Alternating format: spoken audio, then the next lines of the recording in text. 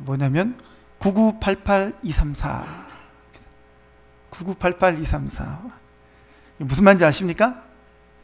99세까지 팔팔하게 살다가 이 3일만 아프고 나흘 만에 세상을 떠났으면 좋겠다. 왜 2, 3일인가 또 제가 물어봤더니 자녀들이 준비할 시간이 필요하니까 이 3일만 아팠다가 나흘 만에 갔으면 좋겠다, 이런 의미라고 합니다. 99세까지 팔팔하게 사는 것도 과도한 욕심 같은데 또 2, 3일만 아팠다가 그렇게 세상 떠나고 싶은 또 그런 욕심이 또 모든 사람들에게 있는 것입니다. 참 대단한 욕심이죠.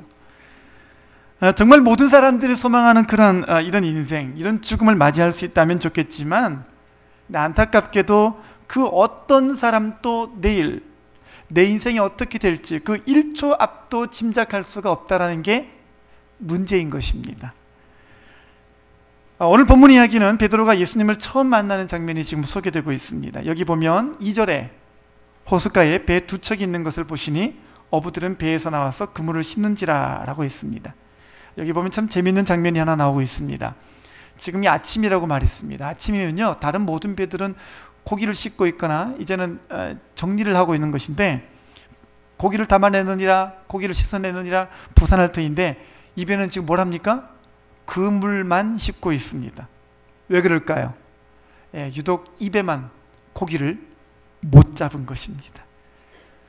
고기잡이로 평생을 살아왔던 베드로가 이날만큼은 아주 이상한 경험을 했어요.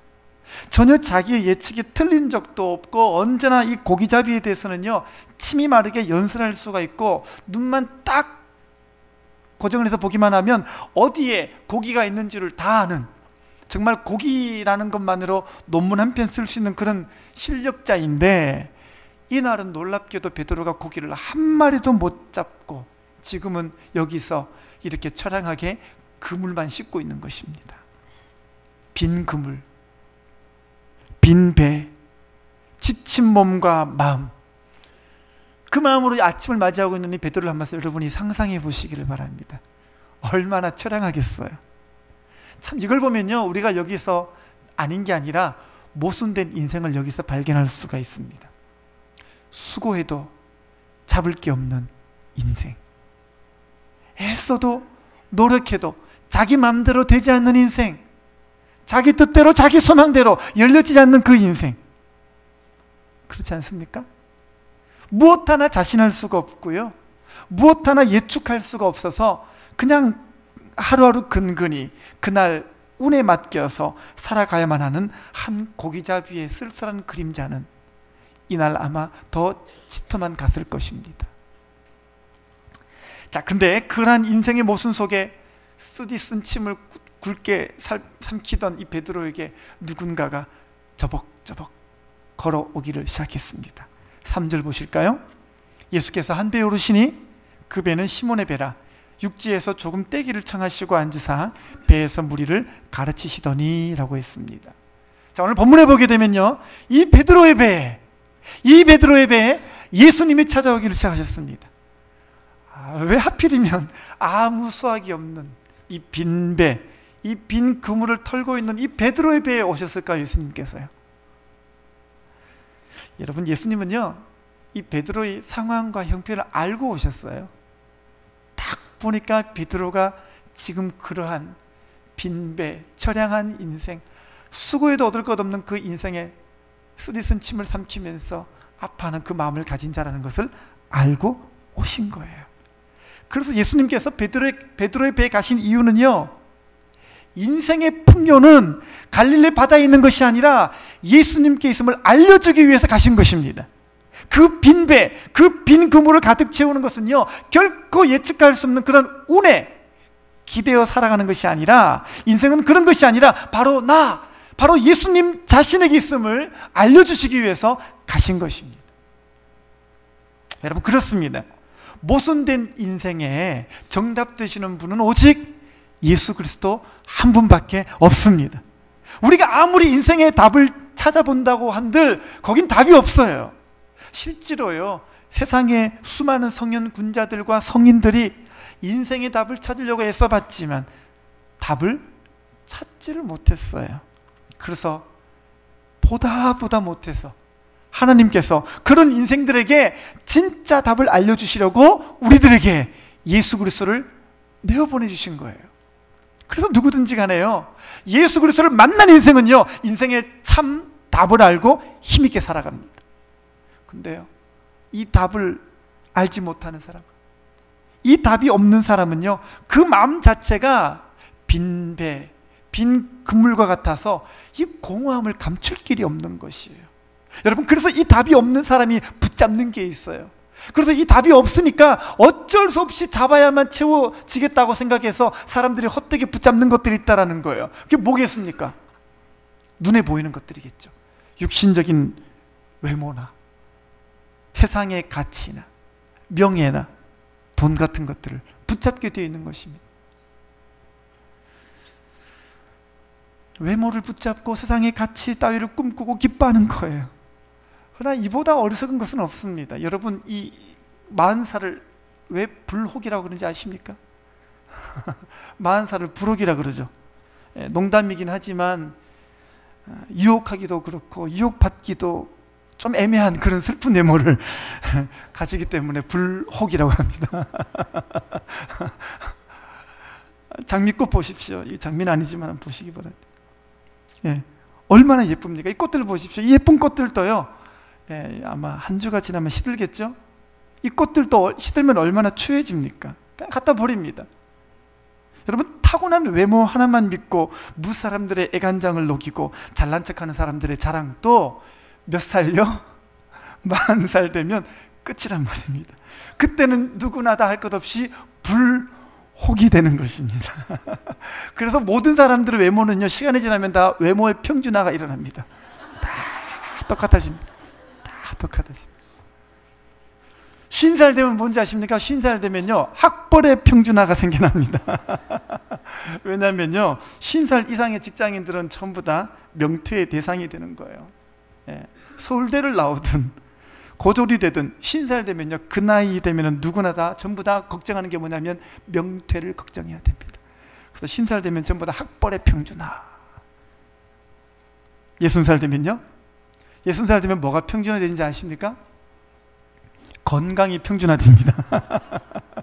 젊은 시절에요, 아, 이분 몸 좋으시네, 이런 소리 다 들어도요, 예, 아니면 또 한쪽에서는 이분 늘 약골이네, 이런 소리 들어도요, 60살 되면 그 연세는 다 똑같아집니다. 제가 들어보니까 이 사람이나 저 사람이나 그 연세는 똑같이나 하는 말이 있어요. 아이고 허리야.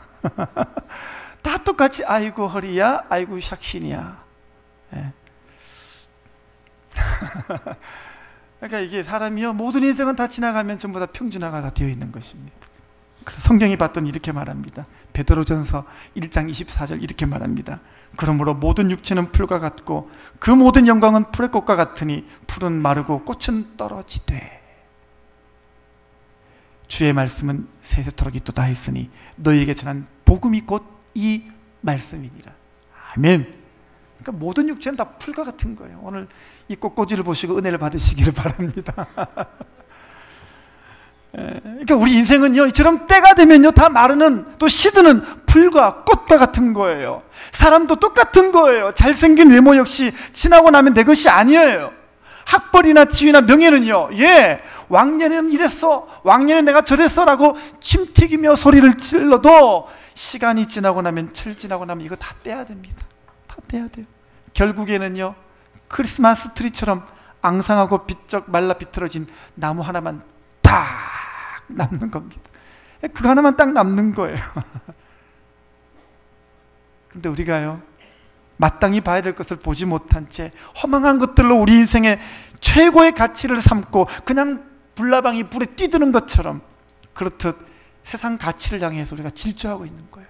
막 달려가고 있는 거예요. 정신없이 달려가는 거예요. 브레이크가 고장난 자동차처럼 그렇게 계속 가고 있는 거예요, 지금 우리가요. 그렇기 때문에 우리 인생이요, 더 망가지기 전에, 더 말라지기 전에 영원히 변치 않는 진정한 가치를 만나야 되는 줄 믿습니다. 그런데 오늘 본문 보니까요, 이 베드로에게 영원한 가치, 인생의 진정한 가치 되신 예수님이 찾아오셨습니다. 할렐루야.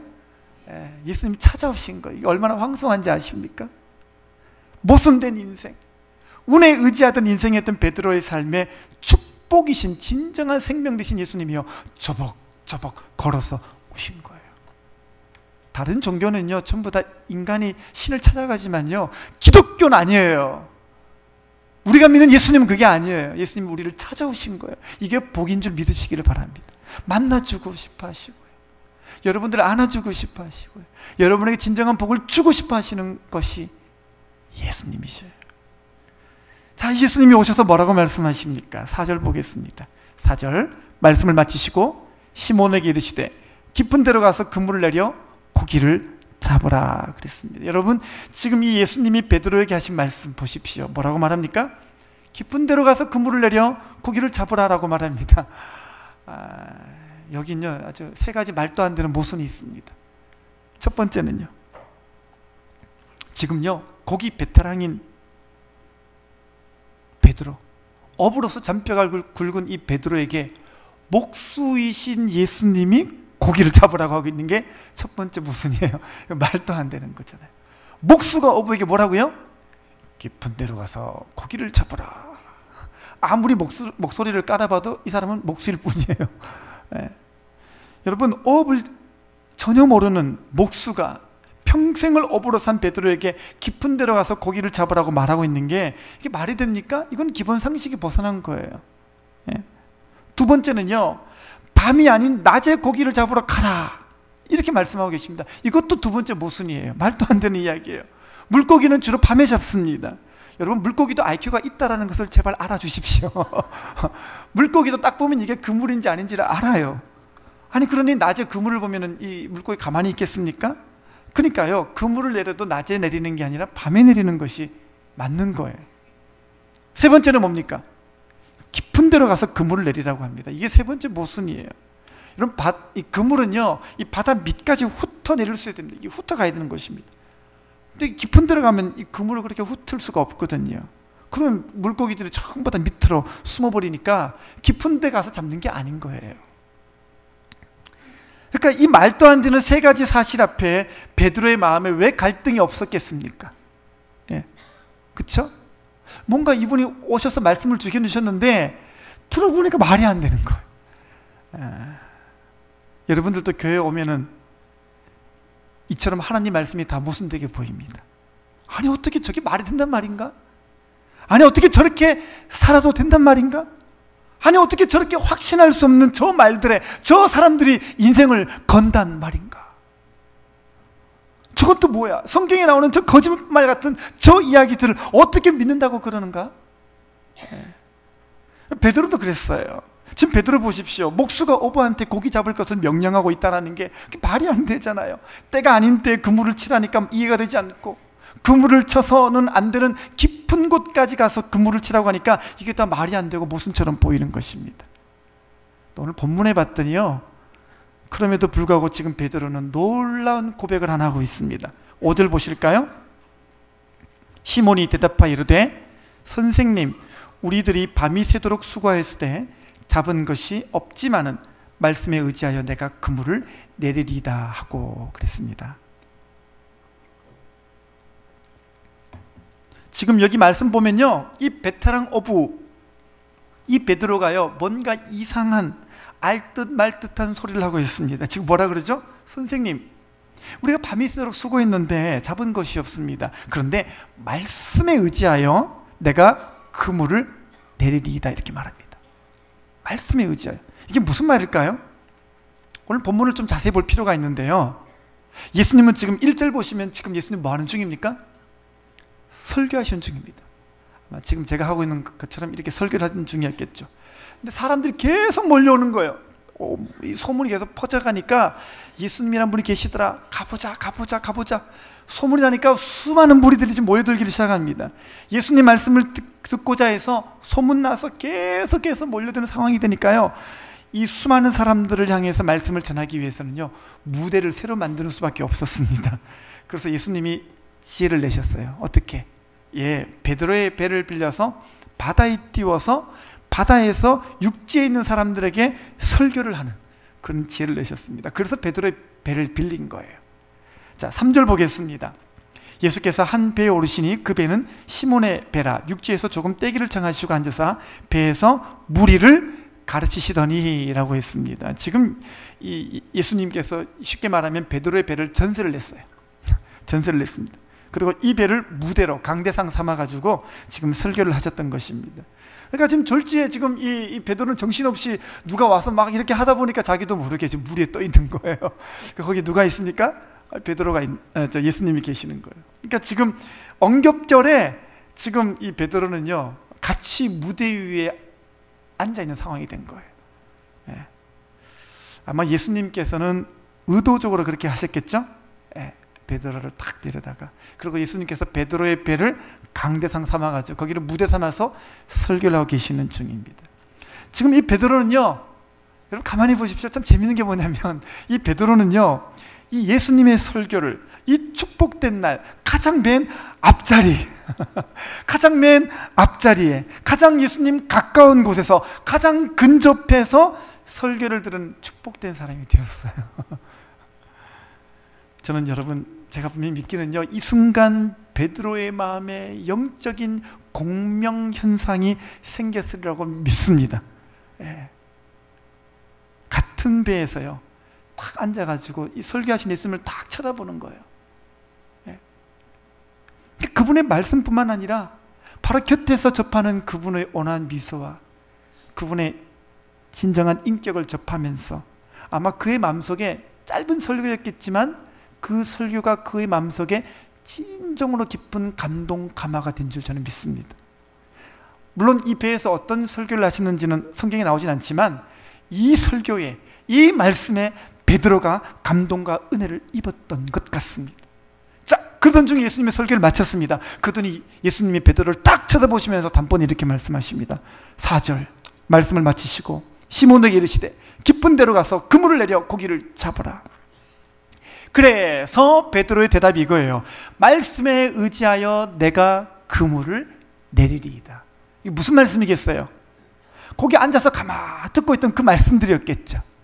거기 앉아가지고 자기도 의도한 건 아닌데 예수님의 가장 앞자리, 쉽게 말해서 예수님의 설교의 그 장소에서 VIP석에 앉아가지고 거기서 들은 설교가요 그의 마음을 감동시켰는데 그 말씀을 듣고 보니까 그의 큰 감동과 어울려서 믿음이 생기면서 이 믿음이 예수님께서 깊은 데로 가서 그물을 내리라고 하는 이 말도 안 되는 이 요청에도 아멘하고 말씀에 의지하여 그물을 내리리다 하고 간 거예요. 분명히 예수님께서 명하신 말씀은 모순된 이야기잖아요. 3가지 모순된 이야기 말씀드렸잖아요. 기본 상식이 맞지 않는 명령인 거예요. 근데 베드로가 뭐라 그래요? 말씀에 의지하여 내가 그물을 내려 보겠습니다라고 한 거예요. 분명히 베드로는요 배에서 들었던 그 예수님 말씀에 감동이 되었고 모순된 상식을 뛰어넘는 예수님의 존재성을 느꼈던 것이 틀림이 없습니다. 여러분, 오늘 여러분들도 예수님의 말씀을 꼭 들어보게 되시기를 바랍니다.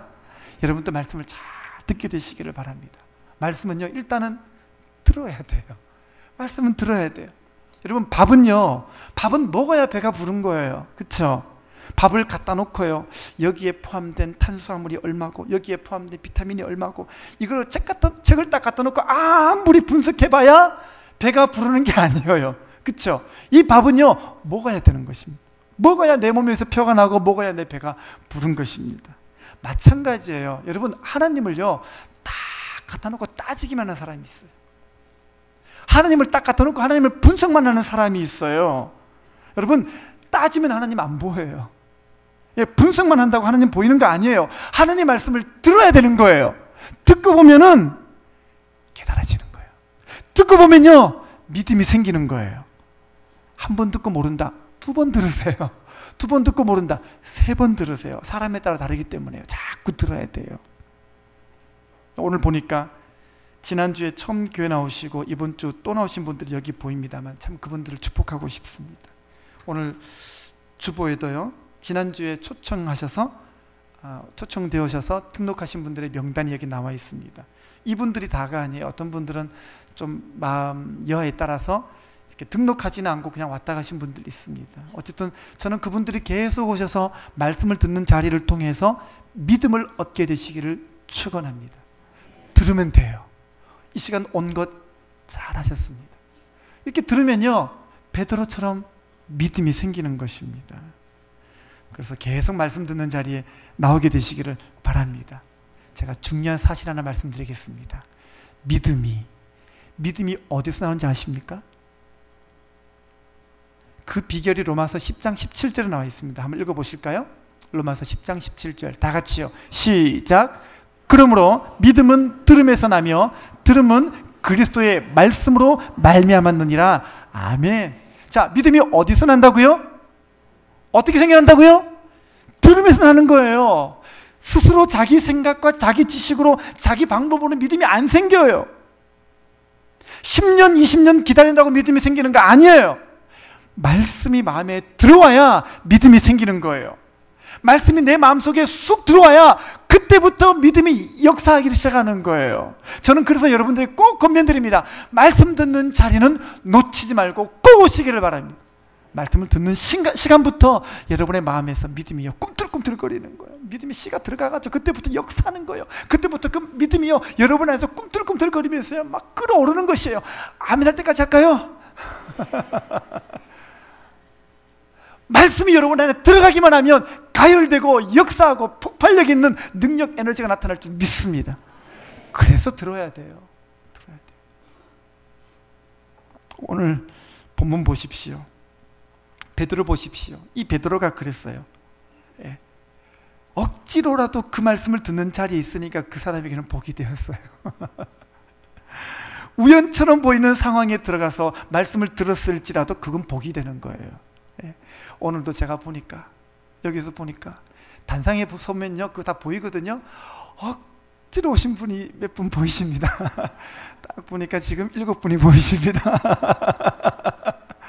그렇지만 그것도 복된 거예요. 그것도 복된 거예요. 우연히 오신 분도 계셔 보입니다. 우연히 내가 여기 왜 왔지? 막 들어오고 보니까 이제 정신 나는 거예요. 내가 여기 왜 앉아있지? 막 그런 분도 좀 보입니다. 근데 그것도 복된 거예요. 오늘 본문 보십시오. 이 말씀 듣고 오늘 베드로는 그 빈 배, 그 빈 그물의 인생에서 돌아서게 되었어요. 이 말씀을 듣게 된 그 자리에서 모순된 인생의 한계 앞에서 이 베드로가 지금부터 놀라운 인생의 반전을 만나고 경험하게 된 줄 믿습니다. 여러분, 지난주와 오늘 이 자리에 여러분들이 어떤 동기로 이 자리에 오셨든지 간에 오늘 여러분이 이 하나님을 예배하고 말씀을 듣는 이 자리에 나왔다면 오늘 이제부터 오늘 이 순간부터 여러분 안에 믿음이 역사할 줄 믿습니다. 오늘 주님께서 이 자리를 통해서 여러분의 인생 가운데 놀라운 반전을 주실 줄 믿습니다. 이 반전을 경험하고 여러분의 인생에 오늘 이 시간부터 새롭게 되시기를 축원합니다. 자, 그러면 이 베드로는 어떠한 반전들을 경험하게 되었을까요? 두 가지만 살펴보겠습니다. 첫 번째 8절 보겠습니다. 8절입니다. 다 같이 읽어볼까요? 시작.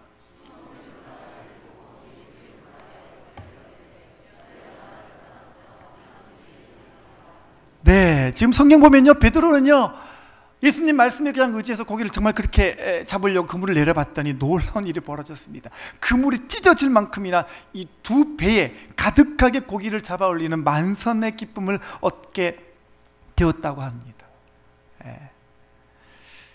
근데요 실상 베드로는 지금 이 상황 속에서 기쁨보다는 충격을 경험합니다. 이 장면을 딱 맞서는 순간 베드로는요 온몸의 전율과 전기에 감전된 듯한 충격을 입게 됩니다.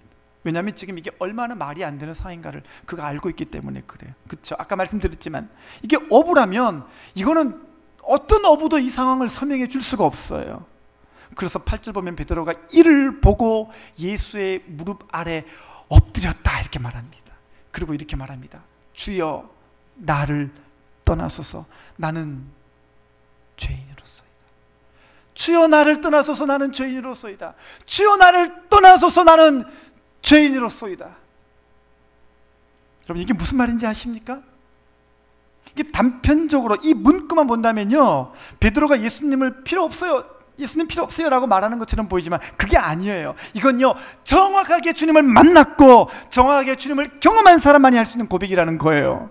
정말로 큰 존재이신 하나님, 하늘과 땅의 창조주이신 그분 앞에 진정으로 딱 서봐야만 나올 수 있는 고백이고 감탄사인 것입니다.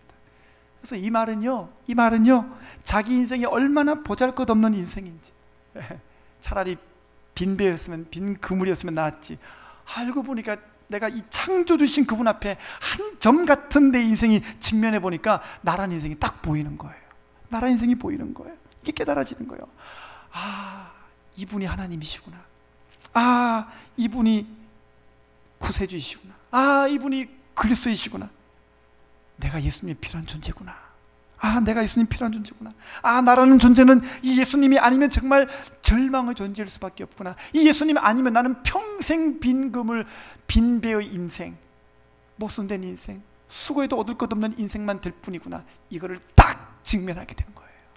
그제서야 자기의 존재성이 경험된 거예요. 그제서야 내가 누군가가 보인 거예요. 그제서야 내가 어디로 가고 있었고, 나는 무엇을 보고 있었고, 나는 어디로 향해 가고 있었는가가 보이기를 시작하는 것입니다. 이걸 절감하니까 나를 떠나소서, 나는 죄인으로소이다 라고 고백하게 된 것입니다. 여러분, 그렇듯이 우리가 마찬가지입니다. 우리가요, 예수님 앞에 딱 서보면 우리는 먼저 내 자신의 존재가, 나의 죄가 보이게 딱 되어 있습니다. 하나님을 바라보지 않는 사람은요, 자기가 어떤 존재인지, 자기 안에 어떤 죄가 있는지 보이지 않아요. 마치 이 검은색 옷에다가 잉크를 딱 뿌리면요, 이거 잘 알아챌 수가 없습니다. 그렇죠? 근데 반면에 하얀 옷에다가 잉크를 딱 뿌리면, 아니 한 점만 딱 이렇게 떨어뜨려도요 확연하게 드러나잖아요. 하나님 앞에 섰다라는 게 바로 그런 의미인 거예요. 우리가 하나님 앞에 딱 서보면요, 내가 보이는 거예요. 진짜 내가 보이는 거예요.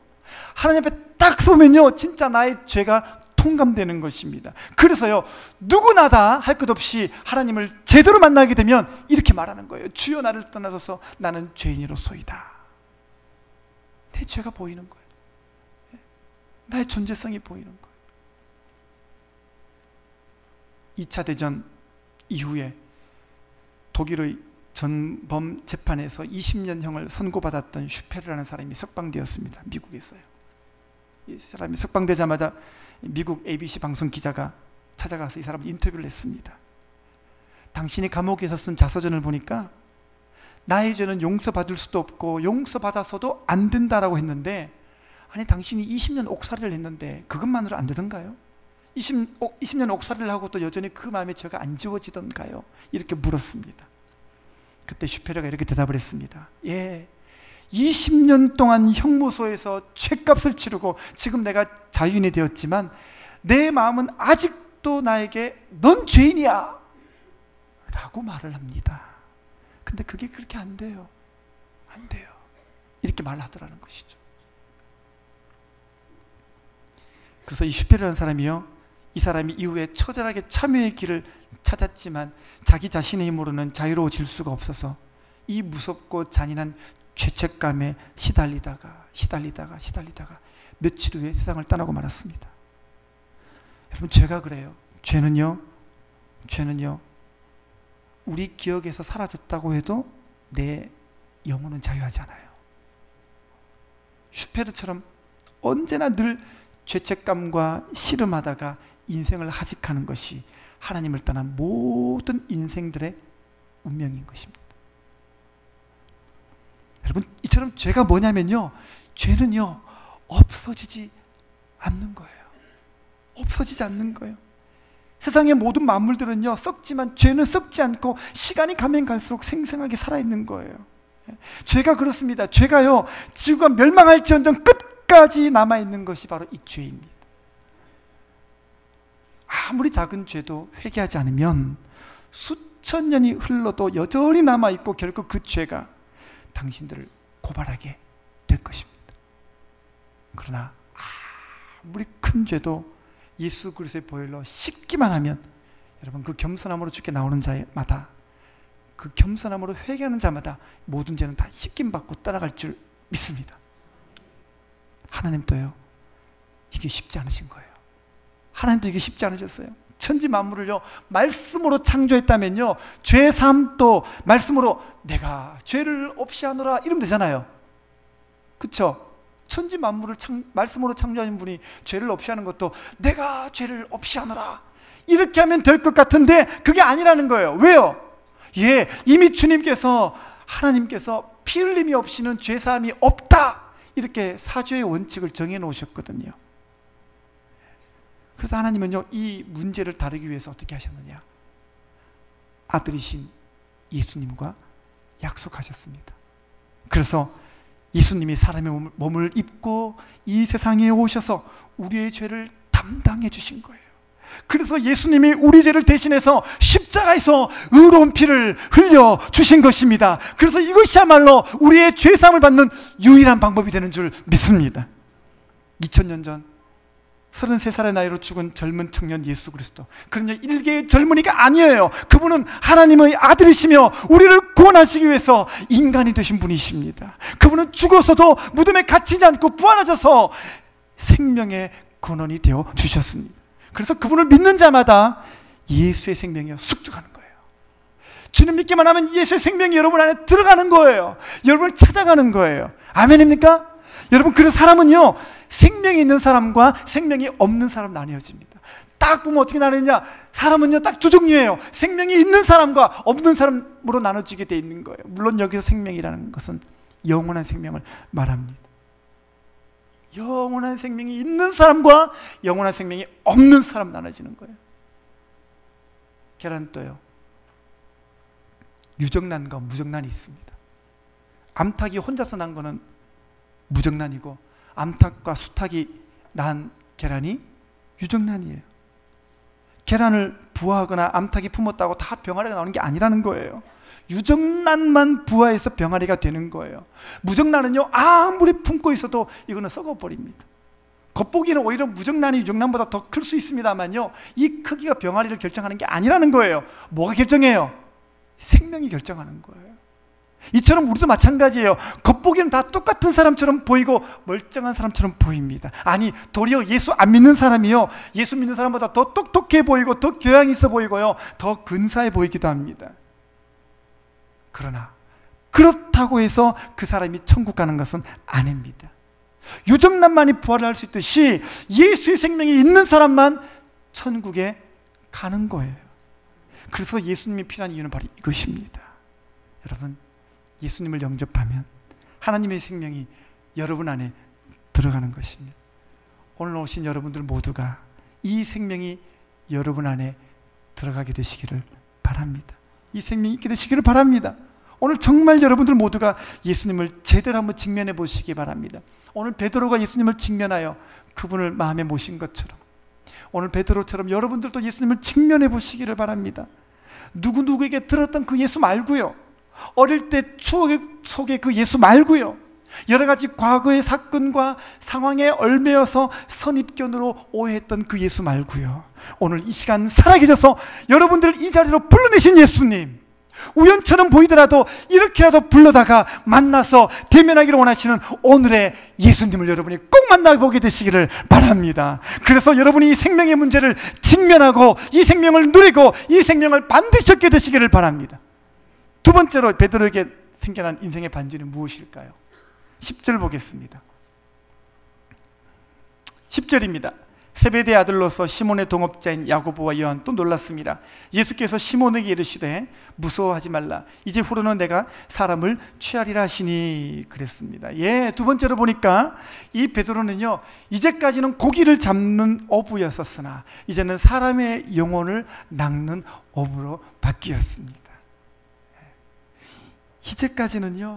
이제까지는요 살아있는 물고기를 잡아먹기 위해서 죽음을 낚았던 어부였다면 이제는 정반대가 된 것입니다. 죽은 인생을 낚아서 예수님이 주시는 참 생명을 안겨주는 참 어부가 된 것이에요. 이것을 사명이라고 합니다. 이것을 사명이라고 합니다. 사명이라는 것은요 뭐냐면요, 주님이 내 인생이 가야 될 길을 알려주시는 거예요. 그래서 주님께서요, 너는 이걸 해라, 너는 저걸 해라, 이것이 네가 붙잡고 가야 될 너의 길이란다, 이렇게 말씀하셔서 우리가 이것이 내 인생의 길이었구나, 이것이 내 인생이 가야 될 방향이었구나, 이걸 깨닫고 가게 되는 것입니다. 그러니까요, 이제부터는 내가 뭘 해야 될지를 아는 거예요. 이제부터 내가 어디로 가야 될지를 아는 거예요. 그래서 우리 학생들도요, 예수 만난 학생과 예수 안 만난 학생이 달라지게 되어 있습니다. 예수 만난 학생들은 인생의 갈 길이 보이니까요 더 공부를 열심히 합니다. 이런 축복이 우리 청소년부와 유년부에게 되시기를 축원합니다. 예. 그러니까요, 길을 잃으면 안 돼요. 길을 알아야 돼요. 길을 깨달아야 돼요. 길을 봐야 되는 것입니다. 여러분, 길을 잃어버려 보시, 이 발음이 안 되네요 오늘. 길을 잃어버린 적 있으십니까? 예. 저는 여러분 잘 아시다시피 우리 교회가 인정하는 길치입니다. 수시로 길을 잃어버립니다. 신방 갔던 집 또 가도 모르겠어요. 여기가 어딘지 모르겠어요. 신방 갈 때 저는 가급적 운전을 안 하고 싶어요. 저는 길치여서 수시로 길을 잃어버립니다. 갔던 길 또 가도 처음 보는 길 같아요. 그래서 우리 교회에서 유명한 길치로 소문이 났습니다. 그래서 저는요, 길 잃어버린 사람의 심정을 잘 압니다. 여러분, 길을 잃어버려 보면요, 앞이 캄캄합니다. 물론 안 그런 척합니다. 길을 잃어버려 보면요, 심장이 두근두근 거리면서 염려와 근심이 이 뇌에 충만해집니다. 물론 안 그런 척합니다. 길을 잃어버려 보면요, 좀 누가 도와줬으면 하고 지푸라기라도 잡고 싶은 심정이 되어집니다. 예. 어제도 설교 준비하는데 월포 가서 준비했습니다. 월포 수양관 아시죠? 근데 들어가는 길을 모르겠는 거예요, 갑자기요. 이게 이쪽이던가 이쪽이던가. 근데 저에게 놀라운 일이 생겼습니다. 누가 저에게 내비게이션을 선물해 줬습니다. 제 매제가 저에게 내비게이션을 처음으로 선물해 줬습니다. 제가 내비게이션을 보고요, 할렐루야 하고 했습니다. 여러분, 내비게이션은요, 저 같은 사람에게는 축복입니다. 예, 이후로 내비게이션은 저에게 길이 되었습니다. 여러분, 인생도 마찬가지입니다. 우리가 영적인 길치들이잖아요. 물론 우리는 안 그런 척합니다. 다 우리가 영적인 길치들이에요. 어디로 가야 될지, 어떻게 살아야 될지, 이 길이 흘러가서 어디로 가게 되는지 아무도 몰라요. 갔던 길도 또 가봐도 모르겠고, 이 길이 도대체 어떤 의미인 길인지도 모르겠고, 우리는 늘 언제나 길을 잃고 앞이 캄캄하여 염려와 근심으로 매일매일을 살아갑니다. 그러면서 안 그런 척합니다. 근데 예수님께서 우리에게 이렇게 말씀하십니다. 요한복음 14장 6절입니다. 다 같이 읽어볼까요? 시작. 예수께서 가라사대 내가 곧 길이요 진리요 생명이니 나로 말미암지 않고는 아버지께로 올 자가 없느니라. 아멘. 여러분, 그래서 인생마다 예수님 만나면 길을 알게 됩니다. 길이 무엇인지도 알게 되고요, 내가 갈 길도 환하게 보이기를 시작하는 것입니다. 그래서 예수님 안에 들어오면 누구나 다 각자만의 고유한 길, 나의 길, 마이 웨이를 노래하게 됩니다. 혹시 내 남은 인생을 어디로 가야 될지, 어떻게 가야 되고, 내 인생의 길은 어느 방향인지 몰라서 그동안 밤에 잠 못 자고 그 길 찾느니라 고단하고 힘들었던 분들 계십니까?